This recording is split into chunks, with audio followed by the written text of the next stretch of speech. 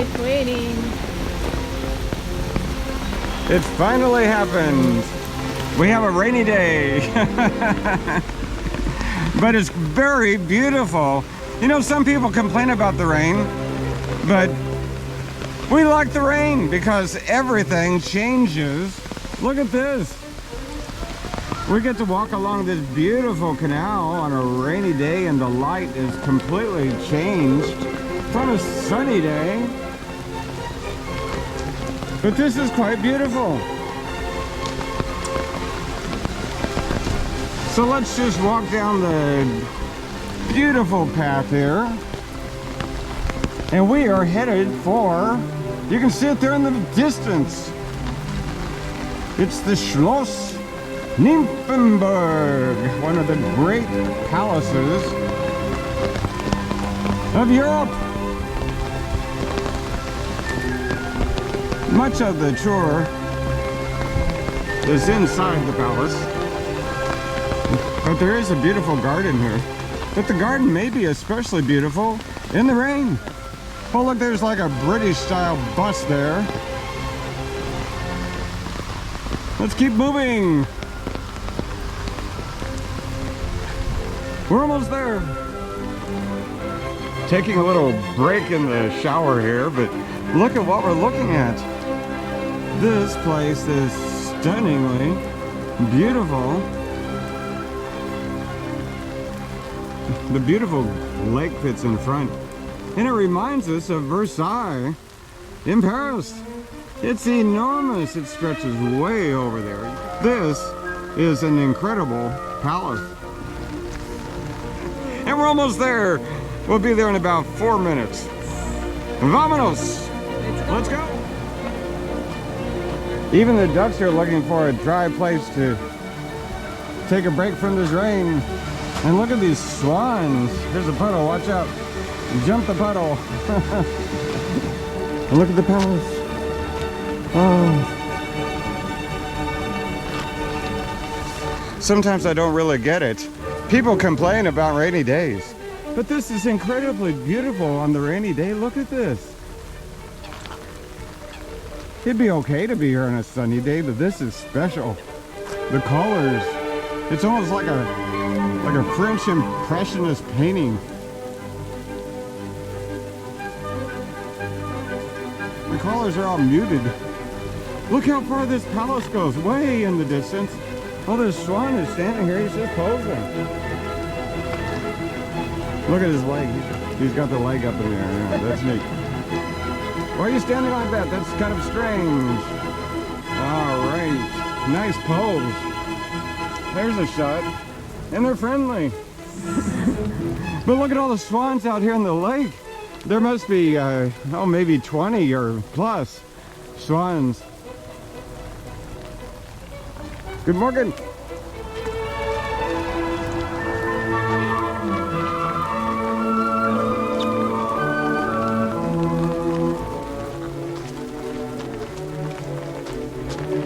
Yes, I know some people accuse me of being too positive, but I'm serious. I'm not making this up.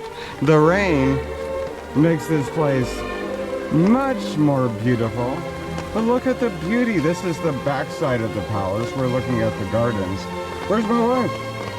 Here, come on up here. Take a look at this. Come on. I just said I'm too positive, right? Yeah. But I told my wife, let's hurry up and get in the garden before it stops raining.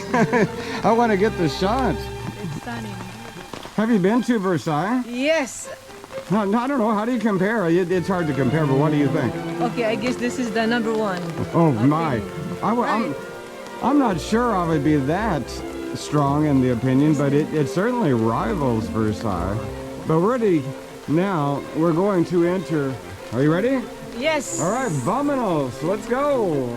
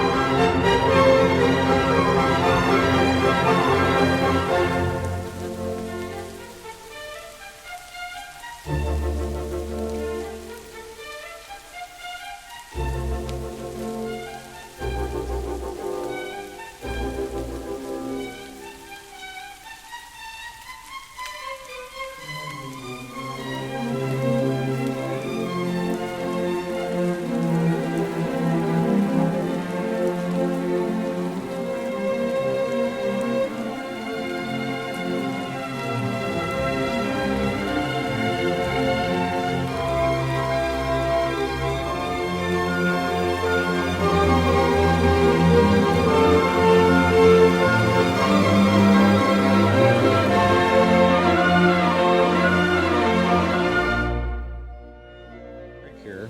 And we can explain to you what this is all about. It's really an amazing area. This is the backyard, basically, of the palace we were just in. But everywhere it's just incredible, luxurious beauty.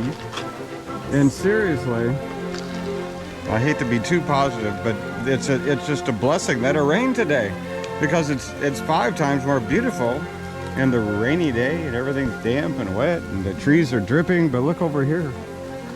But walk down the path over here, and then I'll explain as I walk.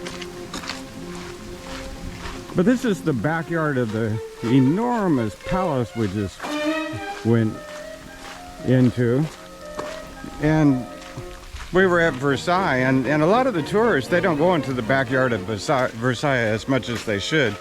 But in the backyard of Versailles, there's these little palaces that are like a 3/4 mile away. The royal people would go out to the smaller places, and they would feel like it's like going out camping, I guess, or it's kind of a pastoral farm experience for the royalty, and they could feel like they're living with the peasants.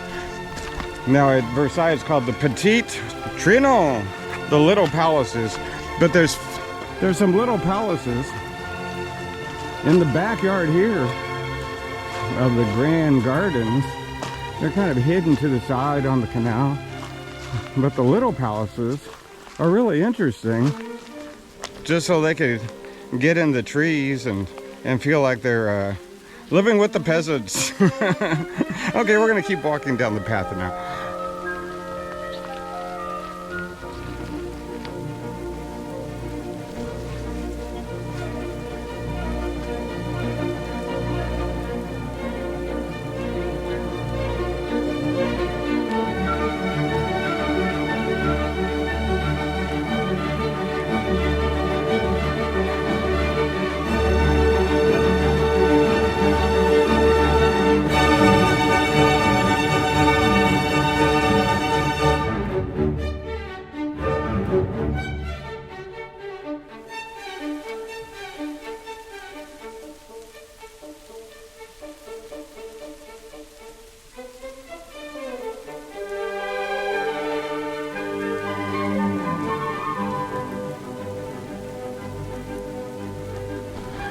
Yeah, the great joy and surprise of this place is that not only is the palace absolutely stunning in its Rococo beauty, its highly ornate art, but here, let's walk down here. Now we're catching a glimpse of the palace again over there. We're actually on the back door side here. Yeah, come on. But the grounds here, this is in the middle of Munich. This is not out in the countryside. There's like 2-3 miles of land that they've saved from the royal days, and it's here in the middle of Munich city. But it goes the longest distance, and we've been hiking like over 2 miles, or going on 3 miles through the woods into the small palaces. Look, it goes way over there. You can't even see the end of it, but it goes that direction. I don't know, this really rivals Versailles. I'm serious. I'm starting to think that maybe we might like this better than Versailles in some ways. But look at this. Let us know. What do you think? This place or Versailles? They're in the top 2. Okay, our Google Maps says we turn left here. We're looking for the 3rd small palace. I think we go down this little path here. So look at the beauty of these trails that crisscross the royal grounds.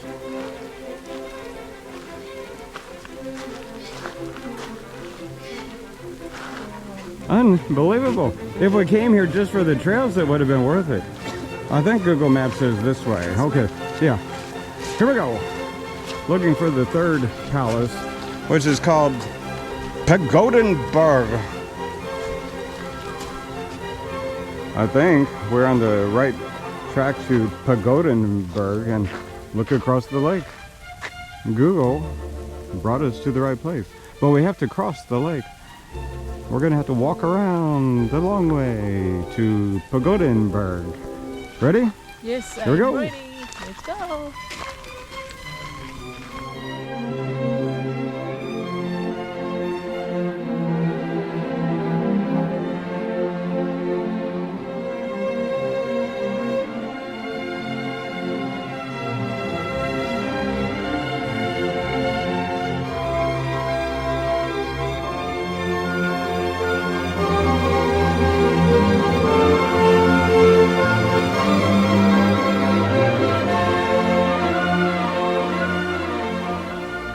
And we're searching for the fourth and final tiny palace out in the woods, and we're bushwhacking here, and I think we have found it.